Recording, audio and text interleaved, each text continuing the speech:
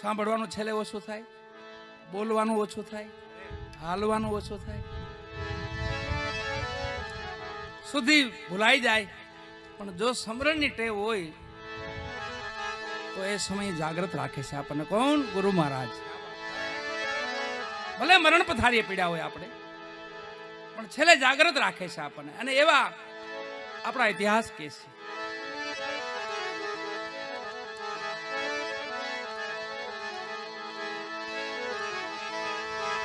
એવા ભાઈ શ્રી ખોડાભાઈ જે પરમધામમાં ગયા છે, એમની ક્રિયા નિમિત્તે એનો છેલ્લો અવસર સગા વાલા કુટુંબીજનો, સ્નેહીજનો, ગામજનો, આડોશ પાડોશ, એક એનો છેલ્લો અવસર છે. આ ખોડાભાઈનો છેલ્લો અવસર છે. આમાં મળીને જે કંઈ આપણેથી છૂટાય એના બંધનમાંથી છૂટી કીશે આપણે.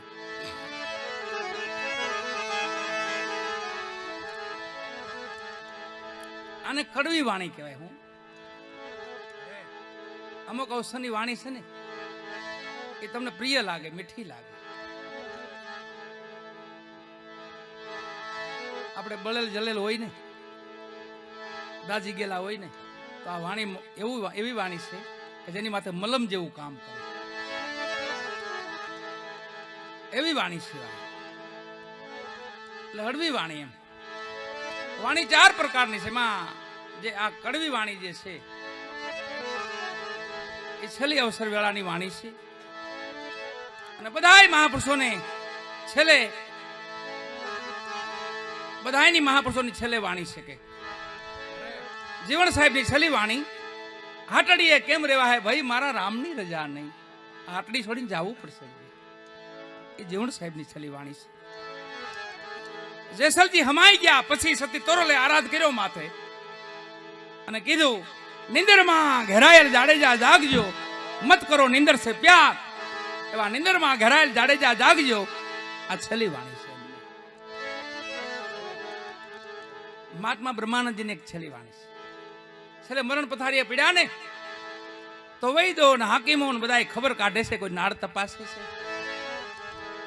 હવે મહાત્માને બીમારી આખી બીજી હતી. મરણની બીમારી નહોતી કે મરણનો એને ભય નહોતો, અને લગન હતી.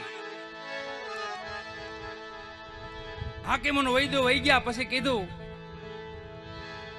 નરુ દાદા જેવા પાસે બેઠા છે, કીધું દાદા એક કલમ લાવો તો અને કોરું કાગળ મને આપો. એ સમય છેલ્લી અવસ્થા અને છેલ્લી વાણી લખી, નબજિયા વૈદ ક્યાં દેખે મુझे દિલ કી બીમારી, कभी कफरोग बतलावे कभी तासीर गर्मी की, जिगर का हाल तो मेरा न जाने अनाड़ी है. नवजिया वैद क्या देखे मुझे दिल की बीमारी. बधी छेली वाणी છે. અહીંયા એક શ્રદ્ધાંજલિ રૂપે એક ભજન ભાઈ ખોડાભાઈને આપણે અર્પણ કરી.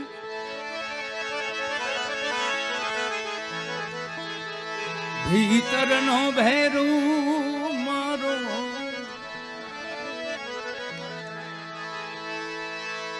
આત્મો ખોવાનો મહારગનો ચીંદનારો. એવો જ્ઞાનતામાં અંધારમાં આપણે જીવન જીવતા હોય, અંધારમાં તો કોઈ પણ મહાપુરુષની આપણી માથે દ્રષ્ટિ પડી જાય અને કોઈને આપણે નજીક વહી જાય તો અંધારું ટાળી નાખે છે. છેલ્લે જીવણ સાહેબ લખે ને, આજ ગુરુજી તમે આવ્યા નથી મારે અંજવાળું, અંજવાળું, અંજવાળું, આજ ગુરુજી આવ્યા નથી મારે. પછી અંજવાળા કરી દઈએ. એવી ઘટના રવિ સાહેબના જીવનમાં બનેલી. સાહેબ સાહેબ હતા પેલા. સાહેબ નહોતા, અધિકારી હતા, નોકરી હતા. રવિ સાહેબ ની હાંક બોલે વારાહી એ પંથમાં, એ પ્રંગણામાં ચિત્રોડ રવિ સાહેબ ની હાંક બોલે. એમાં સદગુરુ ભાણ ફોજ, સદગુરુ ભાણ સાહેબ અને ભેગા શિષ્યો, સમુદાય બધી ભેગી આખી ફોજ વાલા આખી ફોજ એ પ્રંગણામાં ગઈ અને રાત્રિના ભજન ચાલુ છે. ત્યાં રવિ સાહેબની નોકરી. ખબર પડી કે ગામમાં કોઈ ભગત મંડળી આવી છે, ધૂમ મચાવે છે. બે સેવકને સિપાહીઓને કીધું, જાઓ મહાત્માને કહીજો ભજન બંધ કરજે. બધું હકેલી લ્યો. તો સિપાહીઓ તો ચિઠ્ઠીના ચાકર. હા સાહેબ, અહીંયા ભાણ સાહેબ બેઠા છે ઢોલિયા માથે. સદગુરુ ભાણ સાહેબ ઢોલિયા માથે બેઠા છે અને ભજન મંડળી ભજન કરે છે. એમાં સેવકોએ આવીને કીધું, ભાઈ અમારા સાહેબનો હુકમ છે. એના સાહેબ છે મારા રવિ સાહેબ, અને બહુ માથાભારી છે, કડક સાહેબ છે. તમે ભજન બંધ કરજો બધું. તો હુકમ છે સાહેબનો. ભજન ચાલુ રહ્યા. ભાણ સાહેબને કોઈ કીધું, બાપુ અહીંયા સાહેબ છે ને થોડા કડક છે, ભજન બંધ કરવાનું કે. શું નામ છે કે રવિ સાહેબ? એમને કહી દો અહીંયા ભાણ સાહેબ આવ્યા છે, ભજન બંધ નહીં થાય, ભજન ચાલુ રહે. અહીંયા ભાણ સાહેબ આવ્યા છે, ભજન ચાલુ રહે. આ તો સિપાહીઓ સાહેબ પાસે ગયા. સાહેબ બાપુ છે પણ માથાભારી બાપુ તમારી જેમ જ છે, કડક છે બાપુ થોડાક. ભજન બંધ કરવાની ના પાડે. હે હુકમનું પાલન નહીં કે નહીં સાહેબ? ના પાડી, હાવ કહીને ના પાડી. તો ભજન તો ચાલુ જ રહે. અને આવ્યા હો રવિ સાહેબ. આવીને જ્યાં જોયું તો ભજન મંડળી જામેલી. બે અવાજ માર્યા, કોઈ ધ્યાન ન દીધું. પછી પોતા પાસે જે હથિયાર હતું ને એના સદગુરુ ભાણ સાહેબ માથે થોડાક અવાજ કરે છે, પણ તોય કઈ ફેર પડતો નથી. તો એ આમને એમ છે કે મારો હથિયાર હતું મારી પાસે, એમના મેં અવાજ કર્યા, ઘા કર્યો. આ મંડળી તો બધી એમને જામી છે. પણ જ્યાં સદગુરુ ભાણ સાહેબના ઢોલિયા સામું જોયું ને વાલા, તો ધરતીથી હવા હાથ ઊંચો ઢોલિયો હતો.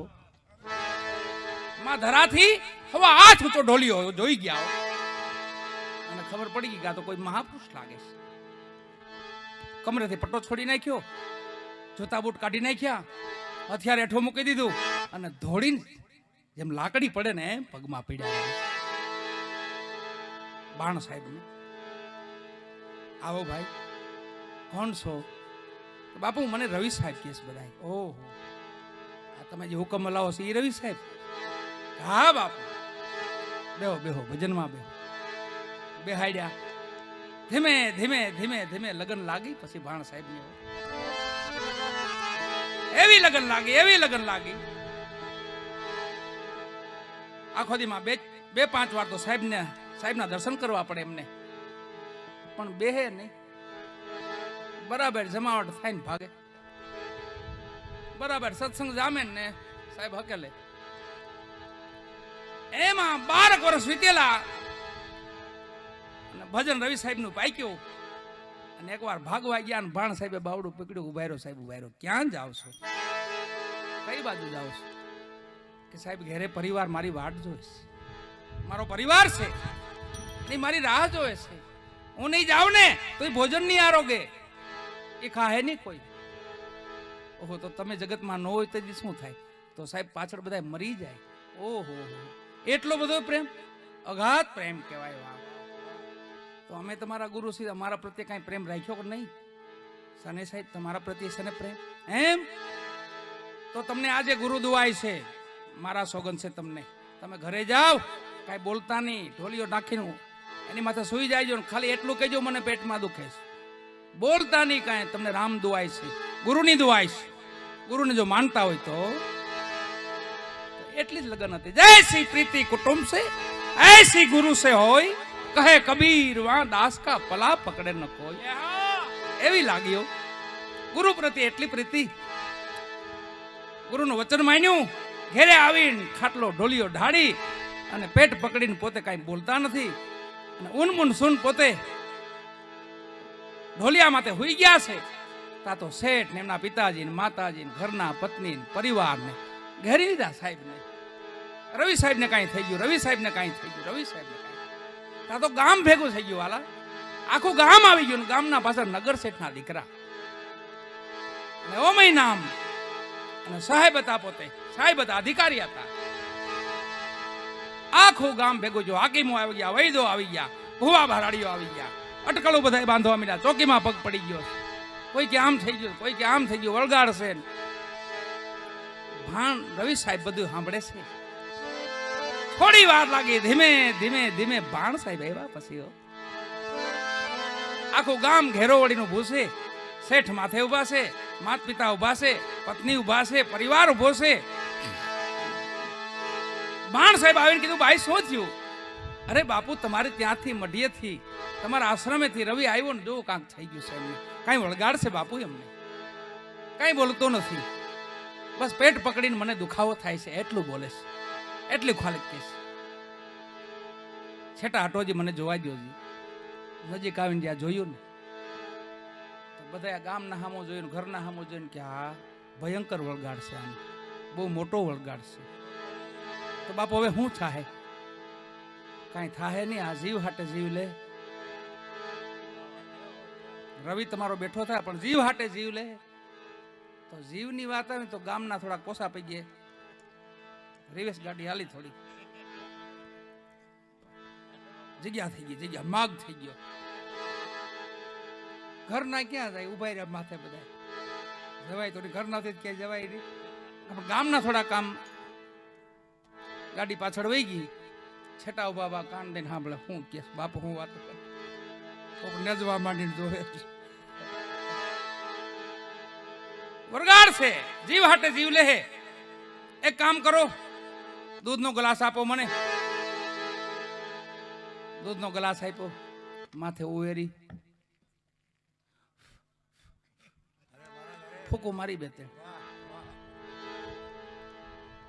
શેઠ ઉભા હતા પાસે, એના પિતાજી, બાપુ શેઠજી આપ તો ખૂબ જીવા છો, આપની લીલી વાડી છે, રવિ જેવા દીકરા છે, એની ઘરે દીકરા છે, ખૂબ જીવી લીધું. આ પ્યાલો પી જાઓ, નાગણી રવિ તમારો બેઠો, તમે આપનું આયુષ્ય એને આપી દો. તા શેઠે પાછા પગ કર્યા.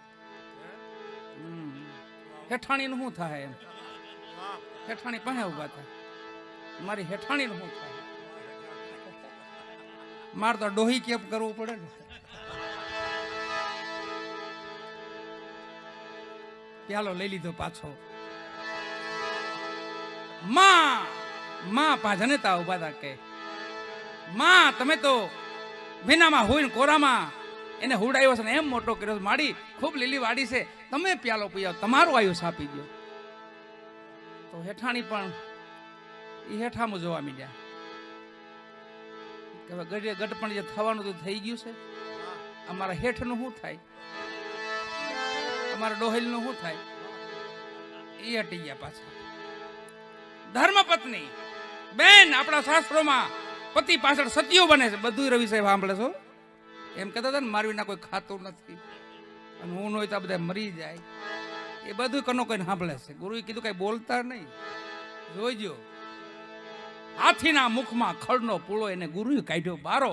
રૂઠડા રામને મનાવો, તારો મટી જાય ઘોર અંધારો. છેલ્લે પત્નીને કીધું તો પત્નીએ કીધું કે આ એમના બધા ઉભા છે, કાંઈ નથી કરતા, તો મારે તો ઘણું, મારા પિયરમાં 4 ભાઈઓ છે, બધાને 500 વીઘા જમીન છે, અને હું એકને એક બેન છું પાછી, એટલે મારે કાંઈ હું વાંધો નથી કાંઈ બહુ. આ એના કોઈ કાંઈ નથી કરતા, એ પ્યાલો કોઈ નથી પીતા, તો મને તો રહેવા જ દો બાપુ. ગામના તો ઘણું પલો કરી ગયા હતા, ઉડતું ઉડતો આ બાજુ ક્યાંક ન આવે, મરવાની વાત આવી ભાઈ.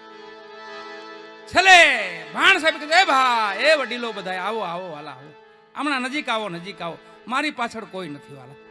આ પ્યાલો હું પી જાઉં, મારો શિષ્ય છે, હું એને બેઠો કરી દઉં, બસ મારો આયુષ દઈ દઉં. આ તો બધા નજીક આવી ગયા. આવો બાપુ કથા કરી નાખી પાછળ, ગરુડ પુરાણ બેહાડી દઈ, 84 કરી નાખી, ભજન કરી હારા થઈ, સપ્તાહ બેહાડી દઈ. આમાં દૂધ હતું કઈ હતું નહીં. પ્યાલો પીન ભાણ સાહેબ રવિ સાહેબે કીધું, બેટા ઉભો થા, તું કહેતો તો ના બધા મરી જાય એમ છે, કોઈ કઈ મરે એમ નથી, જે કરવાનું છે કરો, હરિભજન કરો, માતા પિતાની સેવા કરી લ્યો, સદગુરુની સેવા કરી લ્યો, ધર્મની સેવા કરી લ્યો, સત્યની સેવા કરી લ્યો, સ્મરણ કરી લ્યો. ત્યાંથી રવિ સાહેબ બ્રહ્મજ્ઞાની થાય છે. જગત એને બ્રહ્મય દેખાય છે. સદગુરુ ભાણ સાહેબ ભેગા રહે છે.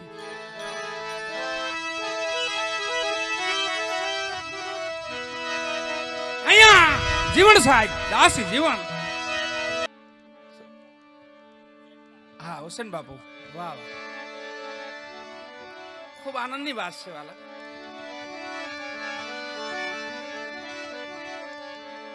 એમને જે સાંભળવાની જે જિજ્ઞાસા છે ને એમને આપણે દાદ આપવો પડે. એ વાણી અમુક વાણી બધા નથી સાંભળી શકતા.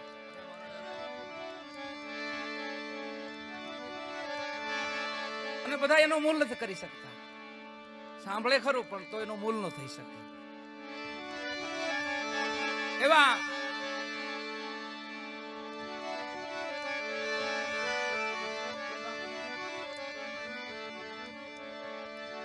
પંચાસ્યાની ભૂમિ અહીંયા ઘણી વાર આવવાનું થયું છે. મારે બે થી ત્રીજી વાર આવું છું અહીંયા પંચાસ્યા. હા બાપુ વાહ વાહ, હા વાહ વાહ વાહ, ધન્ય ધન્ય. એમ આ ગામ ભજન ભૂમિ છે. આ ગામ પણ એક ભજનનું ઘણા આરાધકોના અહીંયા કાર્યક્રમો થયેલા છે. અમારે ત્રીજી વાર, મારે પણ ત્રીજી વાર આવવાનું થાય છે. મારી સંગાથે બધો અમારો ભજન મંડળી જે કહેવાય, ભજન આરાધના, ભજનની ઉપાસના, એવું આ મંડળ એક અમારું. કોઈ કલાકાર નથી અને એ ભૂહી નાખવાનું છે. કલાકાર હવે આપણે સંતવાણી તરફ વળવાનું છે. મહાપુરુષોને, સંતોની હરિગુણ ને કોઈ ચારો વેદ 18 પુરાણ, સહસ્ત્રો, આપણા કુરાન, આપણા પુરાણ, એમાં જ રાખ. દેવાયત પંડિતે એમ કીધું, ખોટા પુસ્તક ને ખોટા પાનિયા નહીં. એમ નથી કીધું દેવાયત પંડિતે. એમ કીધું ન ખબર પડતી હોય તો ખોલી જોવો પુસ્તક ને ખોલી જોવો પાનિયા. ખોલો કોઈ કાજીના કુરાન, તેમાં સત્ય વસ્તુ તમને જાણવા મળશે. ખોટું ન હોય. ખોટા પુસ્તક ને ખોટા પાનિયા, ખોટા કાજી ના કરો એમ નહીં. ખોલો પુસ્તક, ખોલો પાનિયા અને પછી ખોલો કાજીના કુરાન, તો તમને એની રાહ મળશે, એમાંથી રસ્તો મળશે. દેવાય પંડિત દાડા દાખવે સુણી લો દેવલ દેનાર. આપણા ગુરુએ આગમ ભાખ્યા એ જૂઠા નહીં લગા. લખ્યા ને ભાખ્યા સોય દિન આવશે. જો ને આપણે સમયમાં તો હાલ્યા જઈશ. બહુ સુંદર સમય આટણે આવી ગયો છે. આપણા હાથમાં અવસર આવી ગયો છે. આજે 2 વર્ષનો જે સમયકાળ ગયો છે એ થોડો કફરો સમય હતો વાલા. બધાય માટે હતો, બધાય માટે, આખા વિશ્વ માટે. આખું વિશ્વ ભયભીત હતું. એમાં અટાણે થોડાક હળવા પાડ્યા ભગવાને આપણને, અને પાછો એક અવસર આપ્યો છે. એમાં કાંક હરિગુણ ગાઈ લઈ, કાંક સાંભળી લઈ, કાંક સેવા કરી લઈ, કાંક સમરણ કરી લઈ. એ સિવાય આપણા આત્માનો ને આપણો ઉદ્ધાર નહીં કરતા.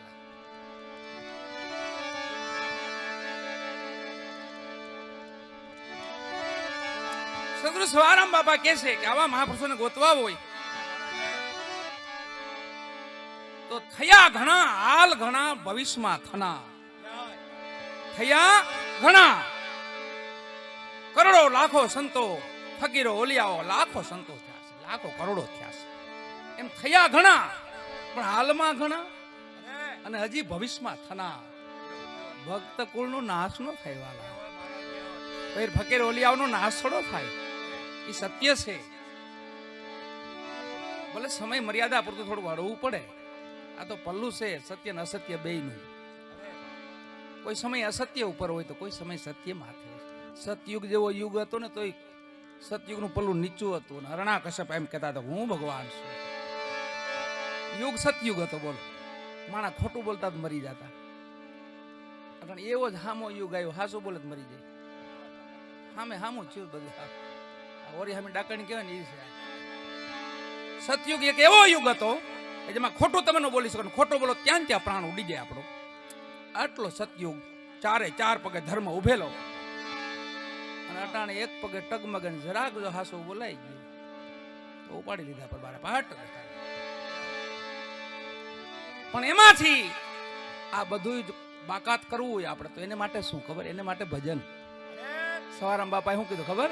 સુખ દુઃખ આવે વાલાની ઈચ્છા વડે આપણે ધીરજથી મન રાખી ધડે. અને આ બધું નામ વાળા નો નડે. કોઈના આધારે પીડ્યા હોય ને આપણે, કોઈ ભગવાનને આધારે પીડ્યા હોય, કોઈ ગુરુ મહારાજને આધારે પીડ્યા, કોઈ માતા પિતાની સેવામાં. અમારા ઘનીભાઈ વાતો કરતા ઘણી વાર મને, માં એટલે જન્નત. બરાબર, જન્નત તો ઠીક છે, પણ ખુદા કયો તો કહેવાય. માં એટલે ખુદા, માં એટલે ભગવાન.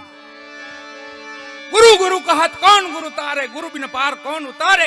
तो पहला गुरु माता और पिता, रक्त बूंद के दोनों दाता.